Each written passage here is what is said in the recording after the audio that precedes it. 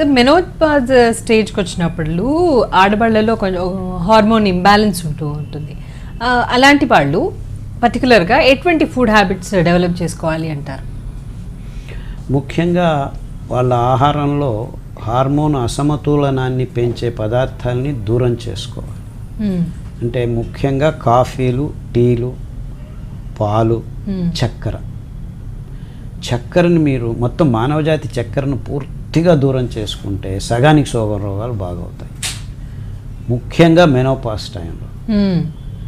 Menopause టైంలోనే నేను గమనించింది ఏంటంటే ఆడవాళ్ళు ఎక్కువగా కాఫీలు, టీలు తాగడం, టెన్షన్ అని, ఇదని, మూడ్ ఆఫ్ అని, మీకు దేహంలో రక్తం పలుచనై రక్త ప్రసారం తేలికగా జరుగుతుంటే ఉత్తేజంగా ఉంటారు.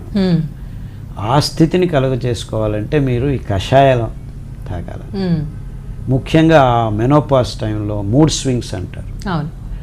అది ఎందుకు అవుతుందంటే హార్మోన్ ఇంబ్యాలెన్స్ అవుతూ ఉంటుంది ఆ వయసులో.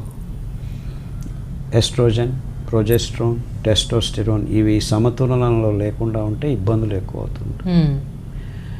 Especially oestrogen and testosterone. Okay. So దానికి ముఖ్యంగా కావాల్సింది మీకు వేపాకు, రావి ఆకు, గోంగూర, మునగాకు, కరివేపాకు, పప్పాయాకు కషాయాలు. కొంతమందికి ఈ మెనోపాస్ అంటే ముట్టు నిలుస్తుంది అన్న సమయంలో ఎక్కువ రక్తస్రావం అవుతుంది, తొందరగా ముట్టు అవుతుంది.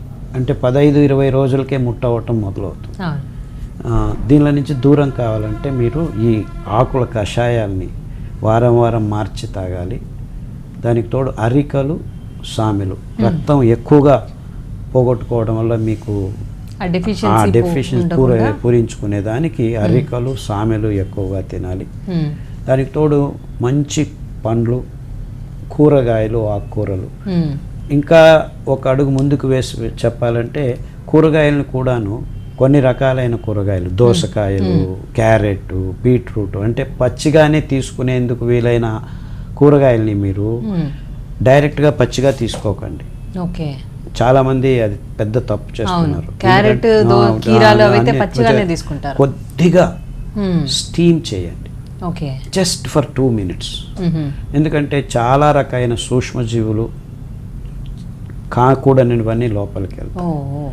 సో ఈ సలాడ్స్ అని పచ్చిగా తినటం ఒక రకంగా మంచిది అనుకుంటున్నారు, కానీ నా అభిప్రాయంలో either you put it in చింతపండు నీళ్ళల్లో నానబెట్టి ఒక 15 నిమిషాలు ఈ కెమికల్స్ని దాన్ని క్లియర్ చేసుకొని వన్స్ జస్ట్ 30 seconds అయినా స్టీమ్లో పెట్టండి.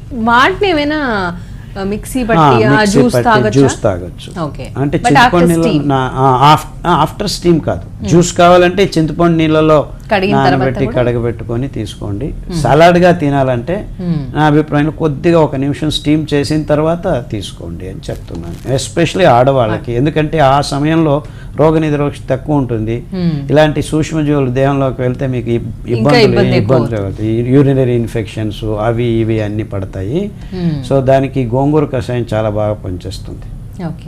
కషాయం చేయడంలో సూక్ష్మం అదే, ఈ ఆకుల్ని మరగించటంలో ఈ సూక్ష్మజీవులు తీసేసుకుంటాం, మనకు కావాల్సిన అంశం మాత్రం వస్తుంది.